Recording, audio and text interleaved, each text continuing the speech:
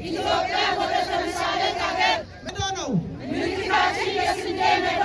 ምልክታችን የስንዴ ነዶ ነው ብልጽግና የአንድነት የአብሮነት የወንድማማችነት የእህትማማችነት ምልክት ነው ብልጽግና የተምሳሌት ምልክት ነው የአብሮነት ምልክት ነው ብልጽግና የምርታማነት ምልክት ነው ኢትዮጵያ ወደ ተምሳሌት ሀገር